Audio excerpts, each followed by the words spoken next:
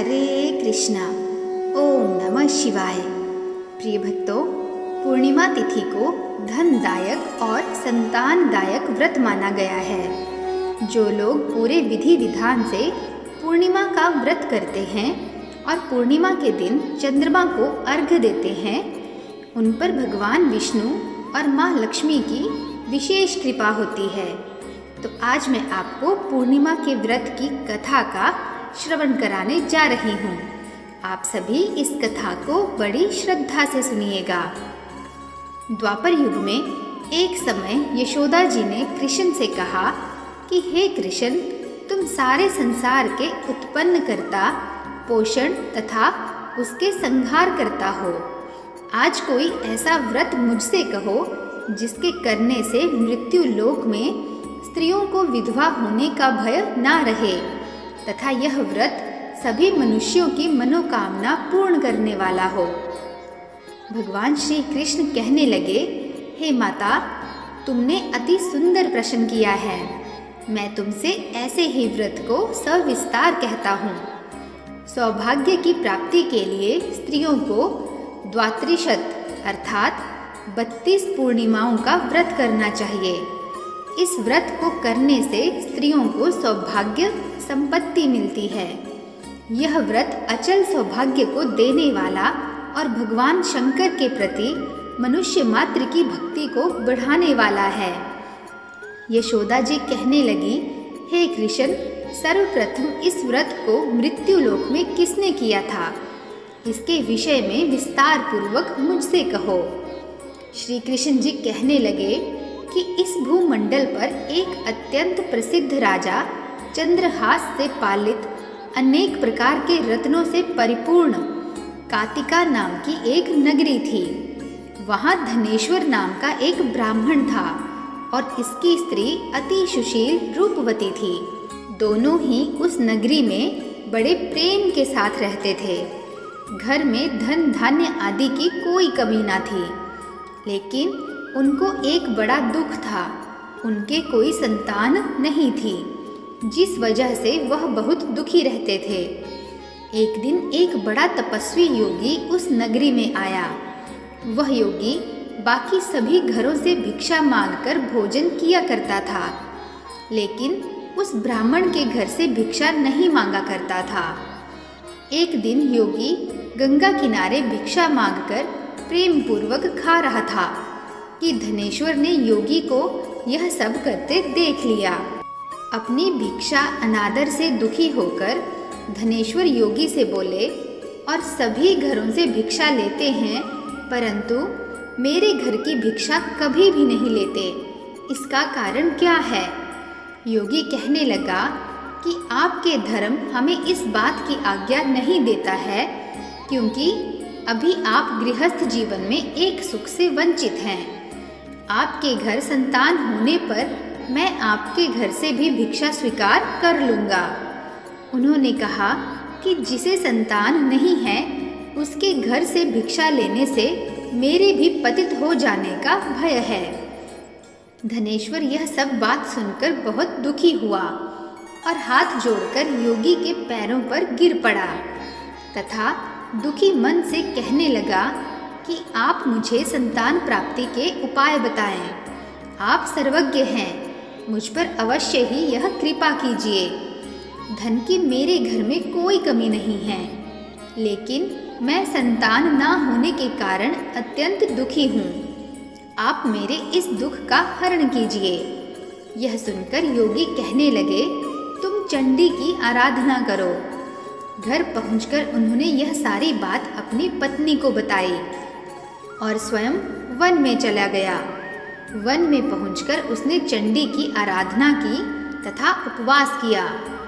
चंडी ने 16वें दिन उसको सपने में दर्शन दिए और कहा कि हे धनेश्वर, जा तेरे पुत्र होगा, लेकिन उसकी आयु सिर्फ 16 वर्ष होगी। 16 वर्ष की आयु में ही उसकी मृत्यु हो जाएगी। अगर तुम दोनों स्त्री तथा पुरुष 32 पूर्णिमाओं का व्रत करोगे तो यह दीर्घ आयु हो जाएगा। जितनी तुम्हारी सामर्थ्य हो उतने आँचे के दिए जलाकर शिवजी का पूजन करना, लेकिन पूर्णमासी बत्ती की ही होनी चाहिए। सुबह होते ही तुम्हें इस स्थान के पास एक आम का पेड़ दिखाई देगा। उस पर चढ़कर एक फल तोड़कर अपने घर चले जाना। अपनी स्त्री को इस बारे में बताना।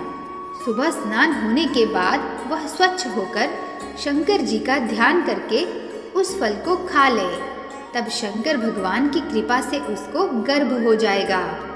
जब ब्राह्मण सुबह उठा तो उसे उस स्थान पर आम का एक पेड़ दिखाई दिया और वह उससे फल तोड़ने के लिए चढ़ा, लेकिन वह पेड़ पर चढ़ नहीं पा रहा था। यह देखकर उसे बड़ी चिंता हुई। उसने भगवान गणेश की उपासना की और कहा कि हे दयानिधे, अपने भक्तों के विघ्नों का नाश करके उनके मंगल कार्य को करने वाले, दुष्टों का नाश करने वाले, रिद्धि सिद्धि देने वाले, आप मुझे इतना बल दें कि मैं अपनी मनोकामना पूर्ण कर सकूं। इसके बाद वह पेड़ से फल तोड़कर अपनी पत्नी के पास पहुंचा। उसकी पत्नी ने अपने पति के कहे अनुसार उस फल को खा लिया और वह गर्भवती हो गई। देवी की कृपा से उसे बहुत सुंदर पुत्र पैदा हुआ। उसका नाम उन्होंने देवी दास रखा।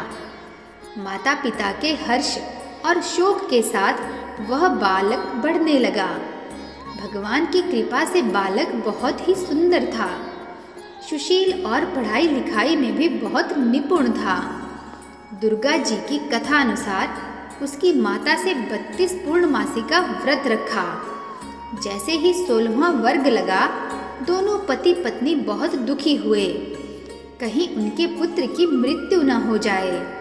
उन्होंने सोचा कि यदि यह उनके सामने हुआ तो वह कैसे देख पाएंगे। तभी उन्होंने देवी दास के मामा को बुलाया और 1 वर्ष के लिए देवी दास को काशी में पढ़ने के लिए भेज दिया। 1 वर्ष के बाद उसे वापस लेकर आ जाना। देवी दास अपने मामा के साथ एक घोड़े पर सवार होकर चल दिया। उसके मामा को भी यह बात पता ना थी। दोनों पति पत्नी ने 32 पूर्णमासी का व्रत पूरा कर लिया।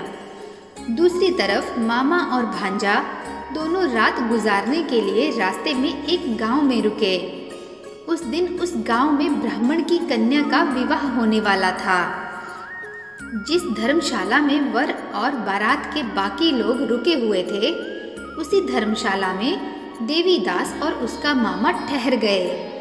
उधर कन्या को तेल आदि चढ़ने के बाद जब लगन का समय आया तो वर की तबीयत खराब हो गई। वर के पिता ने अपने परिवार वालों से विचार विमर्श करके कहा कि यह देवी दास मेरे पुत्र जैसा ही है, मैं इसके साथ लगन करा दूं और बाद में बाकी सारे काम मेरे बेटे के साथ पूरे हो जाएंगे। ऐसा कहने के बाद वर के पिता देवी दास को मांगने के लिए उसके मामा के पास गए और उन्हें सारी बात बताई। मामा ने कहा कि कन्यादान में जो कुछ भी मिलेगा वह हमें दे दीजिए। वर के पिता ने बात स्वीकार कर ली। इसके बाद देवी दास का विवाह कन्या के साथ संपन्न हो गया। जब वह अपनी पत्नी के साथ भोजन ना कर सका और मन में विचार करने लगा कि ना जाने यह किसकी पत्नी होगी, यह सोचकर उसकी आंखों में आंसू आ गए। तब वधू ने पूछा कि क्या बात है, आप उदास क्यों हैं? तब उसने सारी बातें पत्नी को बता दी। तब कन्या कहने लगी कि यह ब्रह्म विवाह के विपरीत है। आप ही मेरे पति हैं, मैं आपकी ही पत्नी रहूंगी, किसी अन्य की कभी नहीं। तब देवी दास ने कहा, ऐसा मत करिए, क्योंकि मेरी आयु बहुत कम है, मेरे बाद आपका क्या होगा। लेकिन उसकी पत्नी नहीं मानी और बोली, स्वामी आप भोजन कीजिए। दोनों रात में सोने चले गए। सुबह देवी दास ने पत्नी को 4 नगों से जड़ी एक अंगूठी दी और एक रुमाल दिया और बोला कि हे प्रिय, इसे लो और संकेत समझकर स्थिर चित्त हो जाओ। मेरे मरण और जीवन जानने के लिए एक पुष्प वाटिका बना लो। उसमें सुगंधी वाली एक नवमल्लिका लगा लो। उसको प्रतिदिन जल से सिंचा करो और आनंद के साथ खेलो कूदो। जिस समय और जिस दिन मेरा प्राणांत होगा उस दिन यह फूल सूख जाएंगे। जब यह फिर से हरे हो जाएं, तो जान लेना कि मैं जीवित हूँ। यह समझाकर वह वहाँ से चला गया। इसके बाद जब वर और बाकी बाराती मंडप में आए तो कन्या ने उसे देखकर कहा कि यह मेरा पति नहीं है। मेरा पति वह है जिनके साथ रात में विवाद हुआ था। इसके साथ मेरा विवाह नहीं हुआ है। अगर यह वही है तो यह बताए कि मैंने इसे क्या दिया है, और ही साथ ही कन्यादान के समय को आभूषण मिले उन्हें दिखाएं। कन्या की ये सारी बातें सुनकर वह कहने लगा कि मैं यह सब नहीं जानता। इसके बाद सारी बारात भी अपमानित होकर लौट गई। भगवान कृष्ण बोले, हे माता, इस प्रकार देवी दास काशी चला गया। कुछ समय जब बीत गया तो एक सर्प उसको डसने के लिए वहां आया, लेकिन वह उसे काट नहीं पाया, क्योंकि उसकी माता ने पहले ही 32 पूर्णिमा का व्रत कर लिया था। इसके बाद खुद काल वहां पहुंचा। भगवान की कृपा से तभी वहां माता पार्वती और भगवान शिव आ गए। देवी दास को मूर्छित दशा में देखकर माँ पार्वती ने भगवान शिव से प्रार्थना की कि महाराज, इस बालक की माता ने पहले ही 32 पूर्णिमा के व्रत कर लिए हैं, आप इसे प्राण दें। भगवान शिव ने माँ पार्वती के कहने पर उसे प्राणदान दे दिया। उधर उसकी पत्नी उसके काल की प्रतीक्षा कर रही थी। उसकी पत्नी ने जाकर देखा कि पुष्प और पत्र दोनों ही नहीं हैं, तो उसको बहुत आश्चर्य हुआ।